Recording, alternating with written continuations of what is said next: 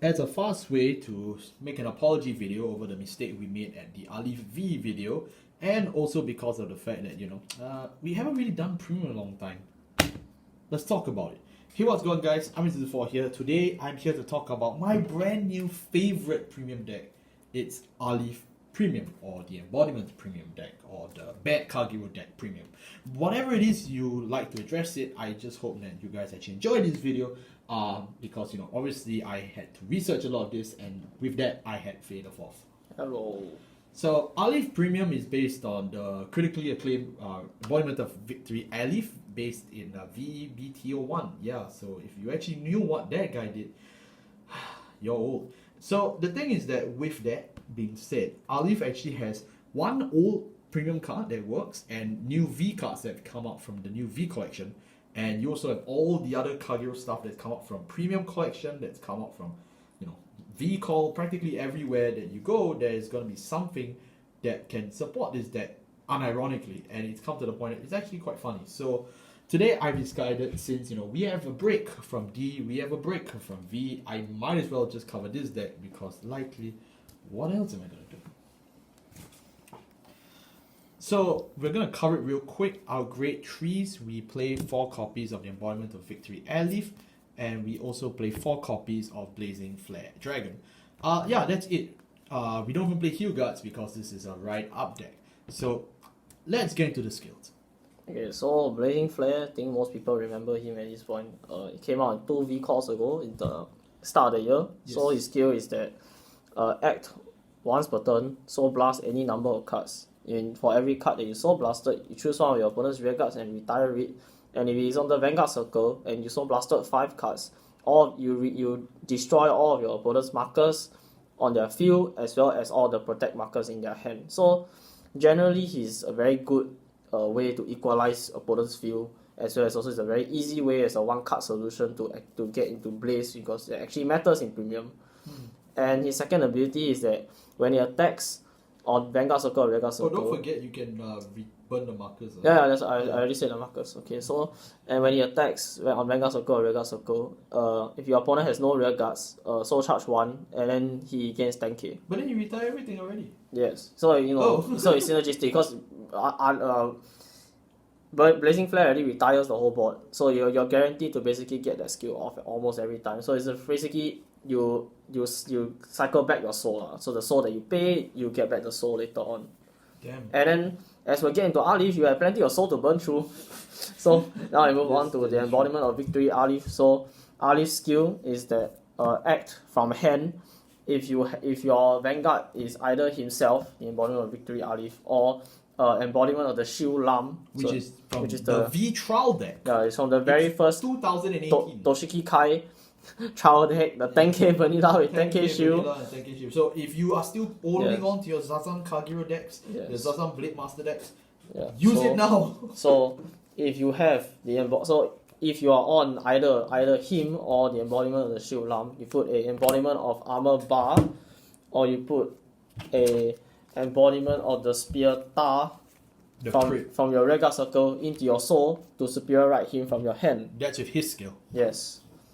So basically, this lets you ride out straight to grade 3 from grade 2, which if you went first in Premium, you know what that means. You can strike you can strike the turn immediately after that when your opponent is on grade 2. So yeah, so that is the crux of this deck, is to try and build as much advantage as possible by abusing the Superior Right, abusing the fact that Aleph also pluses a lot of soul, which lets you net Blazing Flare. As well as also because you're playing, and also because it lets you survive very long into the late game, because you are playing 10k shields in your deck. I mean, it's only 4 copies, but... Well, 4 copies can make all the difference sometimes. Yeah, that's the thing. So yeah, pretty nice. So that is it for the grade. And then he has 2 other abilities. So on Vanguard Circle, when your Embodiment Rearguard attacks, change its power to be equal to that of Alice until the end of the battle. Yes. So basically, it's there so because all your embodiments are like really like low power. They're like so you have like no he's not embodiment. He is an embodiment. He's not a Dragon Knight. Oh, he's not. Yeah. So okay. Then so you have this guy. your 10k vanilla. You also have the embodiment of your AK vanilla. Where is it? Yes. your AK Embodiment Vanilla, of Armor Bar. I mean, that guy is definitely. and as well as your quick trigger. You know, all of them are the basically vanilla. So Aleph will be able to power that up and then give them more power, which means that you can poke easier before you go into your great 3 turn. Before you go into your strike turn. So literally any card that happens to be embodiment, you can turn them into a 13, 23, hell, 28 or even higher. Because it's speaking of 28, his last ability is Vanguard Circle act once per turn, Counterblast 3, and until the end of turn, Aleph basically becomes the legend. So basically he gets 15k power, he gets +1 crit and +1 drive. And if you Soul Blasted, Embodiment of Armor Bar and Embodiment of Armor Tar for this card. So basically the component to superior, right? You cannot charge 3. So you refund the cost. Yeah, so you refund the cost to basically become the legend. So it's not bad. Yeah. But you really will never go into this skill unless you are absolutely breaking horribly and you can't strap. Not really though. I would say in the rare event that you actually get to superior right, and you're somewhat 3 damage due to early rush, you don't play heal guards in this deck. So you can actually get that skill. But this is the least important skill of Aleph. I would say the first 2 are definitely the more important ones. So, yeah, the first 2 are really very important. So Aleph is really more of the superior right engine to really play up, and then Blazing Flare is more of a side boss. Blazing Flare's real strength is already the fact that it's V and R. So all the goodness in this card can be used on whatever circle he appears on. He's a 1-card answer for Blaze. He's a he can burn stuff up. You can even just ride him on top of Aleph later on if you really want the marker burning. It's great. It's really just a really nice little package consisting of 2 Kagero Great Trees that you probably forgot about in the first place. Yes. We'll move on to the Grade 2s. The Grade 2s, we run 4 copies of the Dragon Knight Aleph. We play 4 copies of Embodiment of Shield Lam, and then we play 3 copies of Everyone's Break Breath Dragon. So, I'll get over the 10k vanilla first. The 10k vanilla. Thank you vanilla. We already went through his value earlier. He lets you enable the superior right from hand With Aleph. But there is another way to superior right, which is the Dragon Knight Aleph. So the Dragon Knight Aleph was in BTO1. Oh my goodness, we're getting older. I'm so old. Anyways, so it's double rare from BTO1, and then he's the original superior right for Aleph. So his components are practically the same, except instead of requiring a Aleph from hand, you use act Counterblast 1. So you choose a Tar and a Bar from your rear guard circle into your soul to superior right Aleph from deck. So the reason was not Aleph. So if you can, Aleph is always the superior option to start the superior right, because it saves you a grade 3 in hands. Grade 3s in premium, you need them to strike. Or you can call them with stuff like Blazing Flare. Especially if it's a grade 3 like Blazing Flare, you definitely want to keep him ahead. Or even another Aleph, since Aleph can actually rewrite on top of Aleph to gain another force marker, and then you also get to so it's just goodness all around. So the less grade 3s can actually cut out your deck, the better. And Dragon Knight Aleph serves no other purpose. Because he's not an embodiment. He's not an embodiment. He's just 5k shield after that. Yeah. So. But I mean, the fact that he accelerates the gameplay so much is that is good. Still good to run him at 4. Yeah. And speaking of things that accelerate your gameplay, we talk about Break Breath Dragon. Everyone's favorite generic. So, auto rearguard circle, and any other battle that he attack, if you retire a rearguard that turn, you retire him to draw 1. So it's a 1-for-1 cycle. Okay. Yep.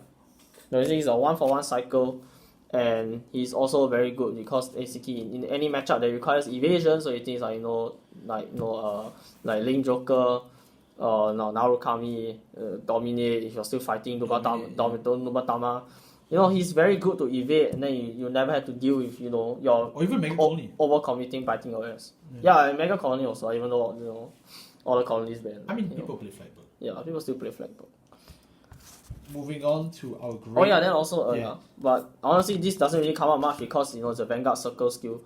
Is that when he's rolled upon, you choose one of your opponent's rearguards, retire it. If you cannot retire, you draw. But since we have 2 other very important target grade 2s, you really will never ever see this unless you intentionally want to not...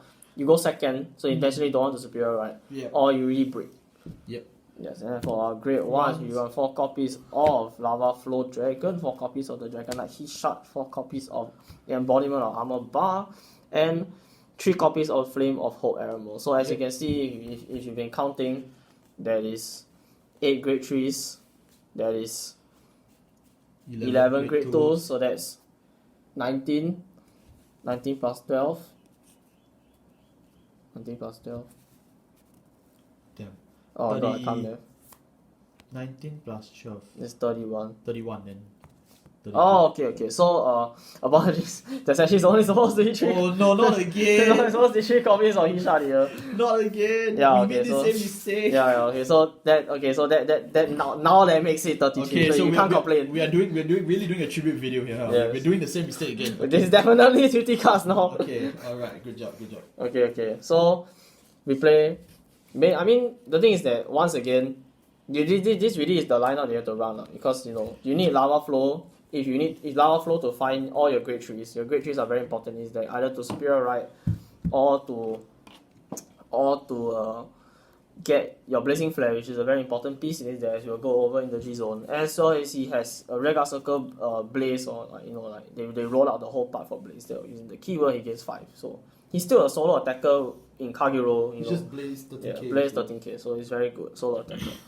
He shot now we're only running 3 copies, but then honestly he's still alright. he's a bit delayed because Yeah. by the time you want to superior right, you should already have almost everything in hand. Lava flow is less committal, but his shot basically says on rear guard circle, color blast 1, soul blast 1, retire one of your opponent's back row rear guards and draw 1.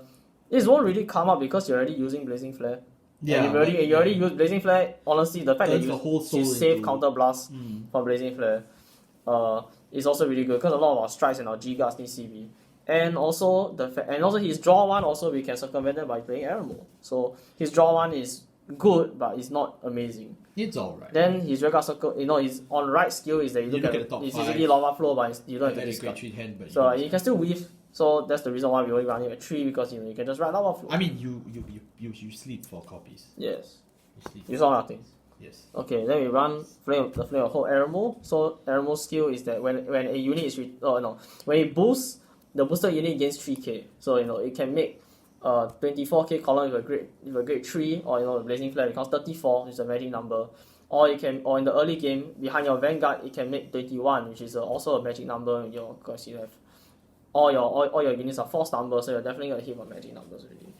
Then on the rear guard circle, or the second ability on the rear guard circle is that when one of your opponent's rear guards is retired, not by effect, can be anything. So even if you attack into it and they choose a no guard, you retire him to counter charge 1 and draw 1.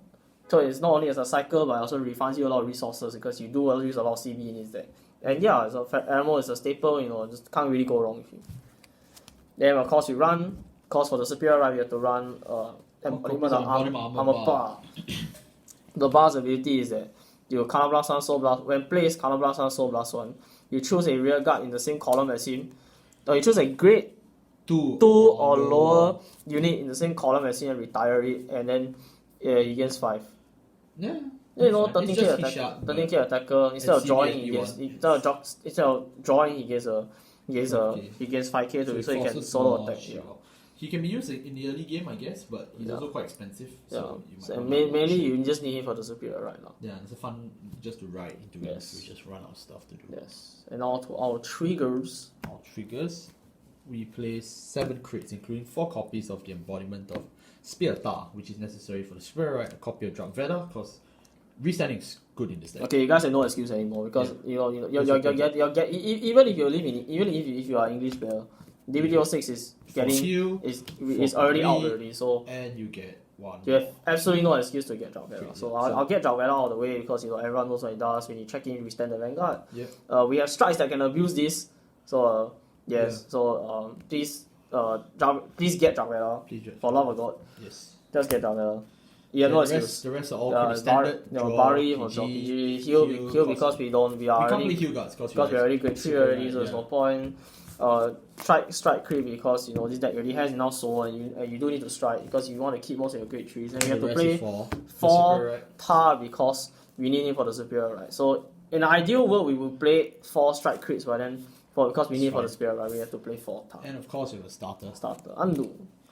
Okay, so that wraps it up for the main deck, and now for the G deck, the Strike deck, we play 1 copy of Damjit Valor, we play 1 copy of Zanburst, we play 3 copies of Draconic Blade Master Titan, we play 1 copy of Gigal, we play 1 copy of Balakat, and then we play 4 copies of Flare Arm Ziegenberg.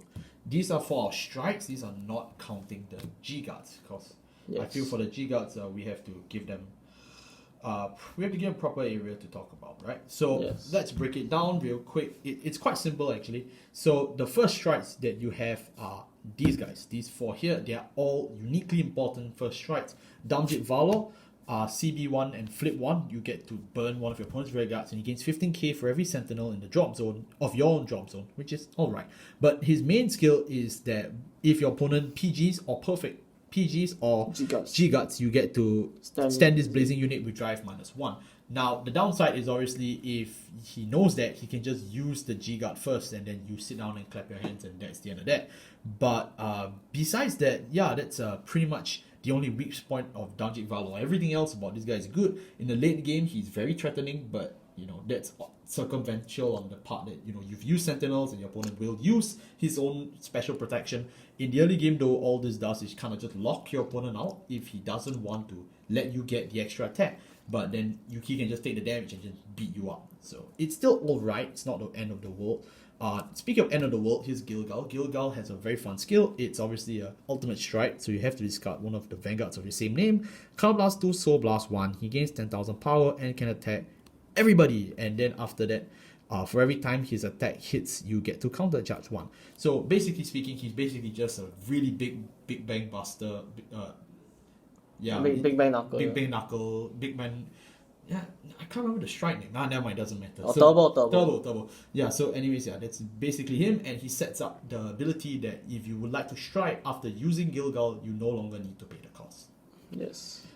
If you still need to pay the cost, here's Zanburst Dragon. Zanburst Dragon is a very easy skill. You just flip a card face up in your G zone, you get to retire all of your opponent's rear guards, and all of your grade 3 and greater units gain 10. So he's the first strike to help you turn back advantage. He burns off the whole board. So if you're lacking in retire, basically Zanburst is your safety net. 10k to anybody, including himself, Blazing Flare, whatever. It's a nice card to have. But what do you do with all the cards you turn face up? That answer goes to Titan. Titan is the card that you normally flip face up because you want to use Titan skills. Titan, Generation Break 2, Color Blast 1.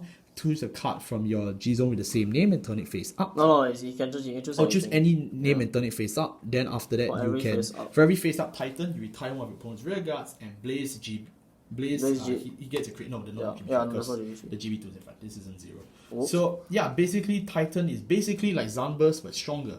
And maybe wondering why is Titan stronger? Titan is stronger for a array of reasons. Even though it's Color Blast locked and Zanburst is actually free, Titan gains a crit, which is very important with our Force 2 ideology of being able to zone out our opponent's damage zones. So if you put on a 3 crit Titan, you basically check your opponent's 2 to 3 damage Vanguard and he's now forced to react. In any other case, Titan isn't that great and hasn't aged from the good old glory days of 5,000 yen, but in any other situation, he's still pretty good. And then of course, moving even further, we also have Balakat. Balakat is from the newest premium collection. He's not good, but Balakat plays in very well with this deck, especially due to the tanks of Blazing Flare Dragon. Now, what does Balakat do? Balakat's skill is very simple. You just turn the card face up in your generation zone. If your opponent has no more rear guards, three open rear guard circles, he gains 10k, a crit, and a drive. And if 5 or more open, then he straight up just gains 10k to every unit that you have. All front row unit. So yeah, that's pretty nice to know that that's a thing. You know, if you are winning by retiring all of your opponent's rear guards, then Balakat is the simple step to push forward and crack the game open with all that power and all that value. But beyond that, Balakat is really a win more card in terms of the whole retiring package. So Balakat at most, despite being the newest card in this collection, is only at 1. Because you know what you do. You know who you played for? It's everyone's favorite Ziegenberg. Ziegenberg skill, he has 3 skills along with Blaze. Use Soul Blast 1 and G Persona Blast 1. Choose one of your opponent's rear guards and retire it. You barely use this skill, but you can use this skill. Because you already have a unit that already retires a unit just for the Soul Blast without needing to G Persona Blast. Yeah. Second skill is GB3 Counterblast 1 and discard cards from your hand equal to the number of rear guards that your opponent has. Stand this blazing unit, it gets drive -2.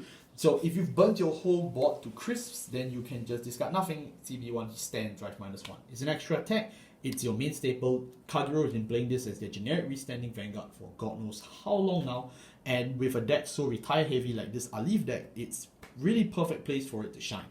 So yeah, please pick it up. Yes. Man, that's a lot of talking. Here, you can do the G-Guards, they're more easier. Okay.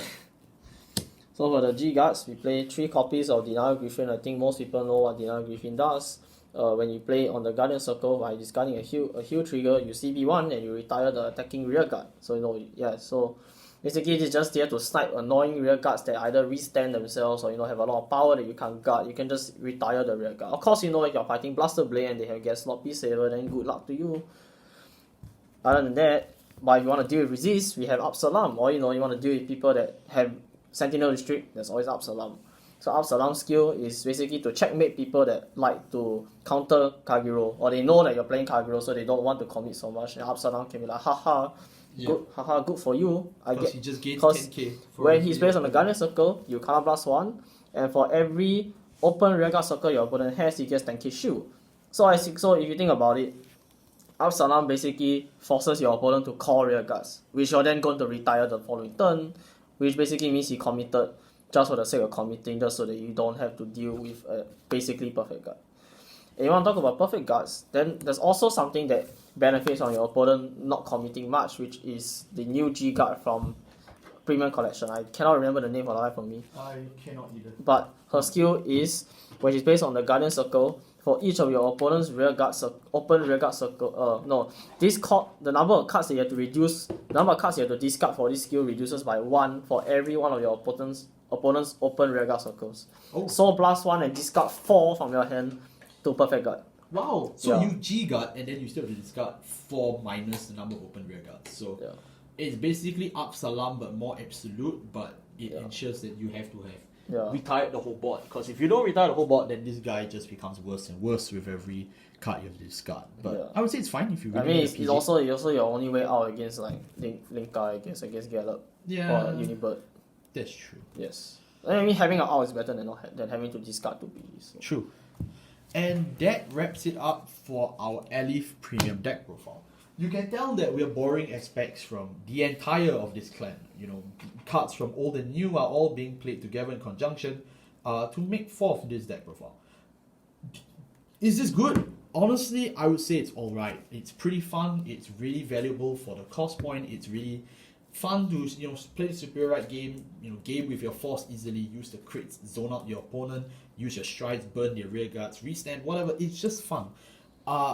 Viability wise, I frankly have no clue. We are fresh off the ban list and really anything can go at this point. So who knows? I've been having a lot of fun playing this in recent times, so I hope you guys will too, which is why we're doing this deck profile. Thank you so much for watching. Buy the dumb cheap PR, guys. Okay, no, that's a video for another day. Yes. Alright. Bye bye.